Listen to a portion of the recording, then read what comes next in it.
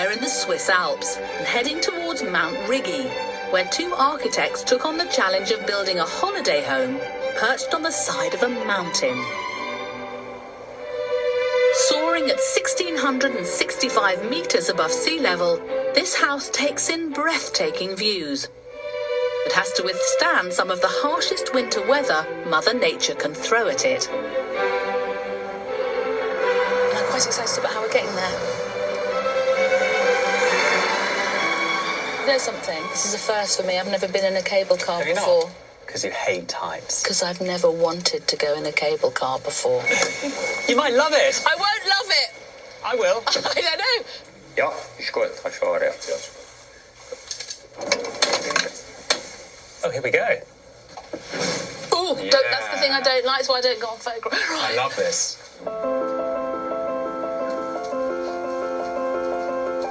Why would you build a house up a mountain where you can only get there by cable car? There's a sense of being away, being apart, being in nature that is really exaggerated when you can only get there by cable car or, a really sort of inaccessible way. This was going to be the greatest view ever. There's absolutely nothing. It's like someone smeared duck fat all over the windows.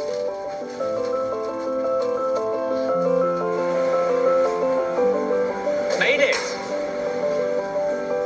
Here we are. Hasn't got any better, the rain, has it? This is just the beginning of our mountain journey, Piers. Have you got some Kendal mint cake? Of course I have. What sort of woman do you take me for? I've got Kendal mint cake and lipstick.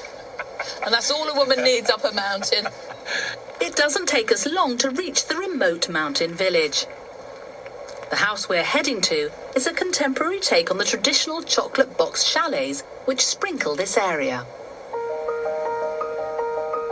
This bespoke holiday home is owned by four friends who shared the cost of building on this steep mountainside slope. Luckily, two of the owners are architects and embrace the challenge of building in this remote location, where the closest town is a 15-minute cable car ride down the mountain.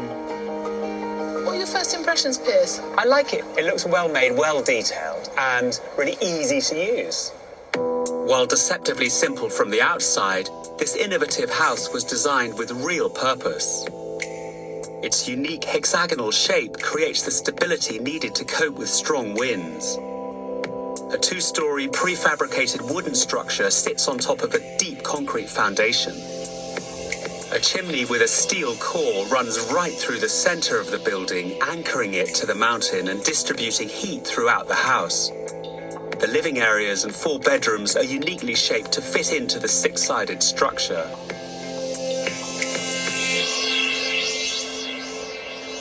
This is the front gate. There we are, Piers. I love this. Good man. Watch the Thank string. you. That's electric. The cows aren't allowed in, but we are. I think that's the best gate I've ever seen. We're going the right way, Piers. Yeah. I mean, this is a building that you need to be able to batten down the hatches of. It's an antidote as well to sort of the frilly umpire houses. All around it Yeah, as well. I think so. Yeah. Here we are. It smells nice. It smells woody. It does. And it is warm. This wood is so beautiful. I mean, the lovely golden light you get, even on a grey day. I suppose that's the real proof of a good building, is can it look wonderful even when the weather is dismal? And it can. And it does.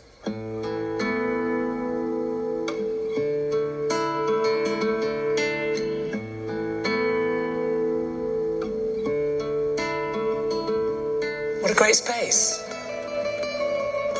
Like it. Like it. What a beautiful space. I mean, that light is beautiful. Love this. I think it's almost better that it's misty. Oh, it's lovely. I do feel like I've been bathed in this sort of honey-coloured glow. These prefabricated plywood walls are a clever touch. They're not only cost-effective, but also enhance the light in every room throughout the house. It's very, very warm, very relaxing. It smells, that smell of the wood is so lovely, and I can imagine the smell of a wood fire. You know, as an architect, there's very few houses I can actually even bear to be in, because I either feel claustrophobic or I feel oppressed. But actually, this is a beautiful house to be in. The simple combination of wood and concrete throughout this space helps give the house a unique atmosphere. There's often a sense that to make something good, it has to be complex. But this house is just a really good, well-structured space made out of something beautiful, and that's about it.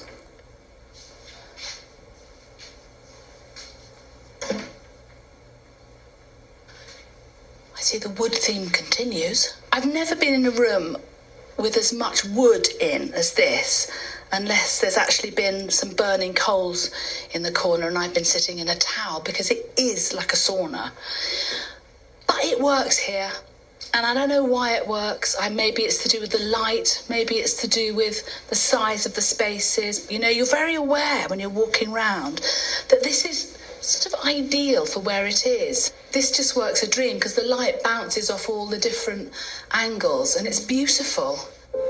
This angular aesthetic continues on the outside. The six-sided irregular shape creates a clever optical illusion to make it seem smaller than its 242 square meters. I think if you stumbled upon this building in the mist, you might think it was a Swiss mountain hut, and it looks tiny.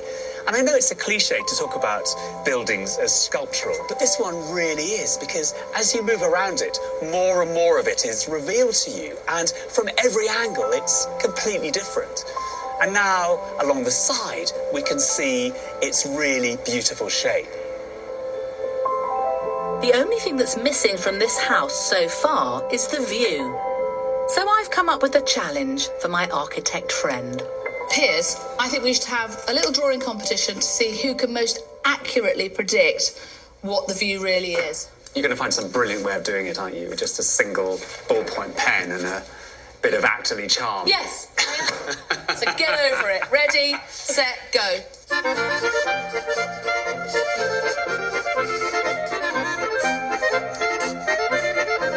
One minute left, Piers. All right.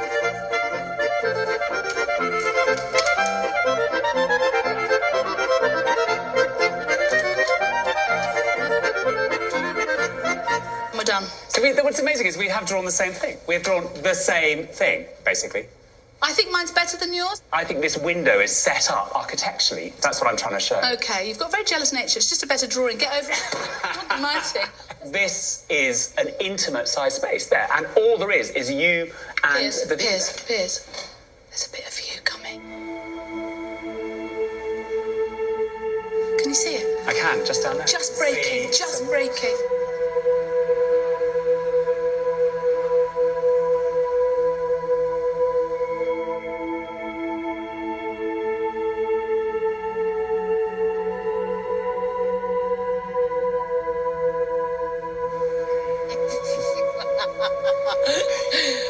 That's extraordinary. Can you believe it? After all this, now the view is revealing itself to I'm us. glad it's now, because we've loved the house already, and now we can actually see why it was built.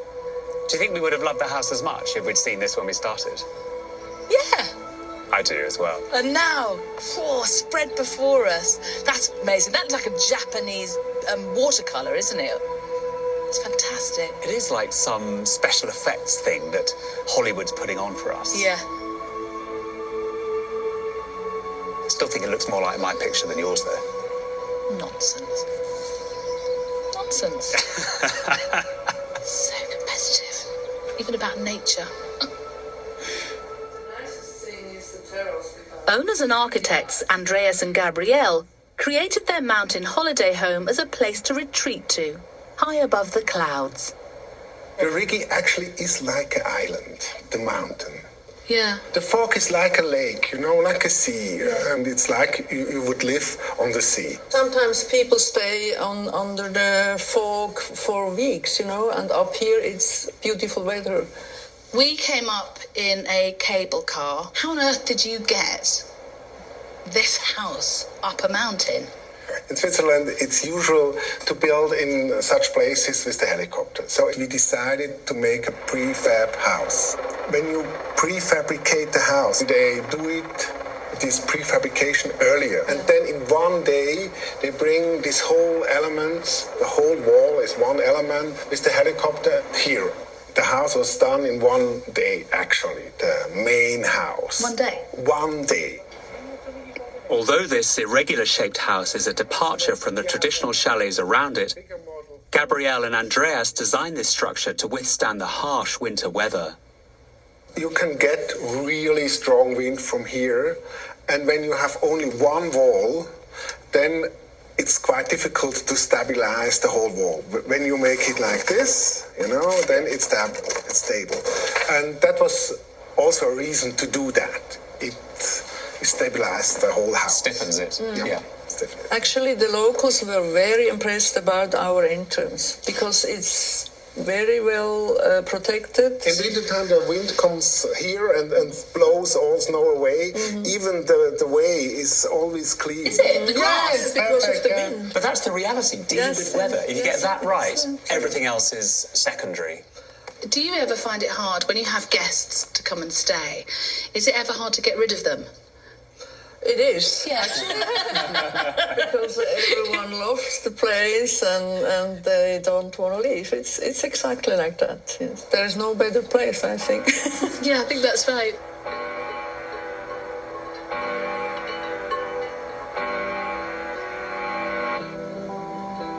Thank you very much. Thank you so much. Thank It was you. a pleasure Very- to have you here. Very much indeed. Thank you so much.